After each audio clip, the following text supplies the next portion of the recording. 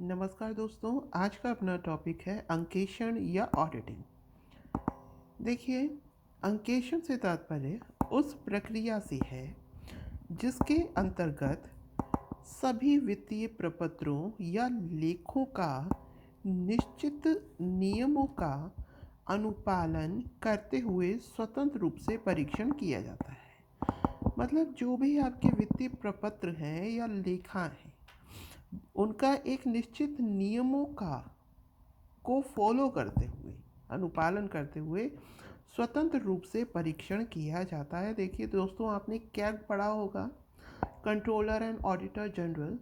तो वो ऑडिटिंग का कार्य करता है, भारत सरकार के जितने भी लेखा होते हैं उनकी परीक्षण करता है। वैसे भी जो नॉर्मल जो संगठन होते हैं, उनका जो अंकेक्षण है, जो ऑडिटिंग है, वो सीए के द्वारा करवाई जाती है। मतलब कि पूरे साल भर में ये लाभ हानि खाता है, ये पूरी डिटेल है, तो वो परीक्षण करते हैं कि इसमें कोई फॉल्ट तो नहीं है, इसमें कोई गबन तो नहीं हुआ है आमुख संगठन में इत्यादि। तो ये क्या है, ये वित्तीय प्रपत्रों और लेखों का जो निश्चित नियम है उनका अनुपालन करते हुए स्वतंत्र रूप से परीक्षण करता है। अब हम देखते हैं इसके लाभ। तो देखिए दोस्तों, इससे अनुशासन कायम रखना, ठीक है ना।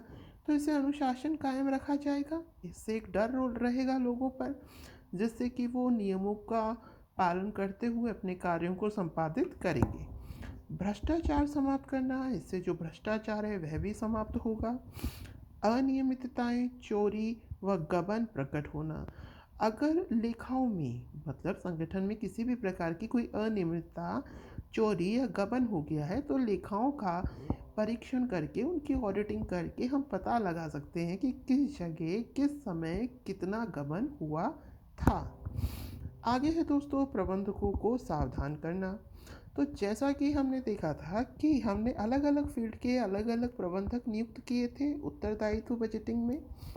तो वैसे ही दोस्तों, यहाँ पर जो प्रबंधक हैं अलग अलग फील्ड के, उनको सावधान भी किया जा सकता है कि आपकी जो रिपोर्ट है इसमें ये एरर आ रही हैं, तो आप इसके लिए सचेत हो जाएं। तो प्रबंधकों को सावधान करना। और व्यापार की सही स्थिति भी बताता है ये, कि व्यापार में प्रॉफिट हो रहा है या लॉस हो रहा है, या व्यापार की प्रेजेंट सिचुएशन यह है। विनियोजकों की रखवाली करना, विनियोजकों की रखवाली भी करती है ऑडिटिंग। उसके अलावा दोस्तों, कर्मचारी की कर्मठता एवं योग्यता का प्रमाण मिलना। जो कर्मचारी है उसकी कर्मठता और योग्यता, मतलब कि आपने मान लीजिए ऑडिटिंग करी, आपको जो सारी रिपोर्ट मिली वो बिल्कुल सही थी, तो वो जिसने रिपोर्ट आपको दी या उस डिपार्टमेंट का जो भी कर्मचारी था, जो भी प्रबंधक था, उसकी क्या सिद्ध हो जाएगी, कर्मठता और योग्यता, कि भाई इसमें कोई भी एरर नहीं है, इन्होंने जो भी काम किया है पूरे डेडिकेशन से किया है। तो कर्मचारी की कर्मठता और योग्यता का भी प्रमाण मिल जाता है ऑडिटिंग के द्वारा। अब हम देखते हैं दोस्तों, आगे उद्देश्य की बात करते हैं। तो अंतिम खातों की सच्चाई एवं शुद्धता की जांच, जो फाइनल आपने खाते बनाए हैं, हम ऑडिटिंग के द्वारा ये देख सकते हैं कि वो किस हद तक सही है। अशुद्धियों का पता लगाना, मान लीजिए कोई भी अशुद्धि हो गई है डाटा एंट्री करते टाइम, तो हम उसका पता लगा सकते हैं। कपट का पता लगाना, कोई भी कपट गबन हुआ है तो उसका पता आसानी से लगाया जा सकता है। कपट और अशुद्धियों को रोका भी जा सकता है। प्रबंधकों को सलाह भी दे सकता है, मान लीजिए कि कोई एरर आ रही है बार बार, तो जो अंकेशक है, जो सीए है, वो प्रबंधक को सलाह दे सकता है कि भाई आपकी फील्ड में ये निम्न प्रकार की एरर आ रही हैं और आप इन्हें सही कर सकते हैं इस प्रकार से। कंपनी की सही वित्तीय स्थिति का पता लगाना, तो ये भी दोस्तों इसका एक उद्देश्य आता होता है। अब हम बात करते हैं मर्यादाओं की या लिमिटेशंस की। तो देखिए दोस्तों, ये 100% शुद्धता की गारंटी नहीं देता। आपने जो अंकेक्षण किया है, जो ऑडिटिंग करी है, हम नहीं कह सकते कि 100% ट्रू है, इसमें कुछ ना कुछ एरर होगी। इसके द्वारा सब गमन आवश्यक रूप से प्रकट नहीं होते। ठीक है दोस्तों, कुछ गबन ऐसे भी होते हैं जो बहुत ही षड्यंत्रकारी तरीके से संपन्न होते हैं, जिनका मकसद ही यही होता है कि वो प्रकट ना हो। तो जरूरी नहीं है कि यहाँ पर सभी गबनों को उजागर किया जा सके। केवल राय प्रकट करता है अंकेशन, ठीक है। कोई भी एरर आ रही है, कोई भी गबन निकला है, ये राय प्रकट कर सकता है, उसके अलावा कुछ नहीं। कर्मचारियों की पूर्ण ईमानदारी का परिणाम नहीं है, ठीक है दोस्तों। सामाजिक अंकेशन, तो ये तो अभी हमने अंकेशन पढ़ा कि किसी भी संगठन का। अब अंकेशन के भिन्न भिन्न प्रकार होते हैं दोस्तों। इसमें हम सबसे पहली बात करते हैं सामाजिक अंकेशन की। तो सामाजिक उत्तरदायित्व या गतिविधियों में एक संगठन की भागीदारी का एक औपचारिक और आधिकारिक मूल्यांकन है। क्या है दोस्तों सामाजिक अंकेशन? क्या है? सामाजिक उत्तरदायित्व या गतिविधियों में सामाजिक जो भी आपकी सोशल रिस्पॉन्सिबिलिटीज़ है, गतिविधियों में एक संगठन की भागीदारी। मान लीजिए कि एक संगठन ने कहा कि हम समाज हेतु निम्न कल्याण करेंगे, हम स्कूल बनाएंगे, हम हॉस्पिटल बनाएंगे, हम सड़क बनाएंगे, ठीक है दोस्तों।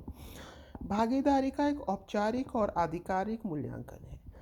तो इसमें यह देखा जाएगा कि भाई इस सामूहिक संगठन ने ये जिम्मेदारी ली थी, उस हेतु इतने जो फाइनेंस मतलब ये खर्च करने की घोषणा करी थी, तो उन्होंने कितना काम करवाया है, कितना काम नहीं करवाया है, इसकी जांच करना। जो पैसा इन्होंने लगाया था वो किस हद तक उस आमुख कार्य में उपयोग में आया है। तो ये जो सारी जांच करी जाती है दोस्तों, ये किस में करी जाती है? सामाजिक अंकेक्षण में करी जाती है। तो यह मूल्यांकन यह निर्धारित करता है कि किसी संगठन ने कॉरपोरेट सामाजिक जिम्मेदारी को किस हद तक अपनाया है। CSR को कोई भी संगठन किस हद तक फॉलो कर रहा है। आगे चलते हैं दोस्तों, अगला है निष्पादन अंकेक्षण। इसके अंतर्गत यह जांच की जाती है कि कार्य का संपादन निर्धारित लक्ष्य के अनुरूप है अथवा नहीं, तथा उसकी लागत निर्धारित मानकों के अनुरूप है या नहीं। तो निष्पादन अंकेक्षण दोस्तों ये बताता है कि जो भी कार्य कर रहे हैं उसके कुछ पैमाने या मानक निर्धारित हैं। तो जो भी कार्य हो रहा है वो उन मानकों के अनुरूप हो रहा है या नहीं, इसे कहते हैं निष्पादन अंकेक्षण, ठीक है दोस्तों। आगे चलते हैं, आगे है एफिशिएंसी या दक्षता अंकेक्षण, जिसे हम कार्य निपुणता अंकेक्षण भी कह सकते हैं। यह क्या है? यह है दोस्तों व्यवसाय के प्रत्येक व्यवहार के औचित्य की जांच होती है। जो भी व्यवहार हुआ, मान लीजिए आपने कुछ भी खरीदारी करी, बिक्री करी, तो उसके पूरे व्यवहार का अंकेक्षण किया जाता है। यह देखा जाता है कि व्यवहारों की क्रिया में किस प्रकार हेरफेर करके व्यवसाय की निपुणता को बढ़ाया जाता है। मतलब हम किस तरीके से हेरफेर करके जो व्यवसाय की निपुणता है उसको बढ़ा सकते हैं। इसका महत्वपूर्ण कार्य केवल जांच करना ही नहीं है, अपितु जांच के आधार पर आवश्यक सलाह देना भी होता है। तो दोस्तों ये जो एफिशिएंसी अकाउंट ऑडिटिंग है, इसका कार्य केवल जांच करना नहीं है, उल्टा ही उसके बाद में सलाह भी देते हैं। जांच के आधार पर आवश्यक सलाह देना भी इनका कार्य होता है, ताकि व्यवसाय की योजनाओं को कुशलतापूर्वक पूर्ण किया जा सके। तो इससे क्या होगा, जो भी योजनाएं आप लगा रहे हो उनको डेडिकेटली आप लगा सकें, तो जो भी कमी है इसके द्वारा हम इसमें गाइड कर सकते हैं। तो ये दोस्तों ये अंकेक्षण टॉपिक हमने करा दिया है। जैसा भी लगा हो प्लीज़ बताइएगा। तो thank you, have a nice day.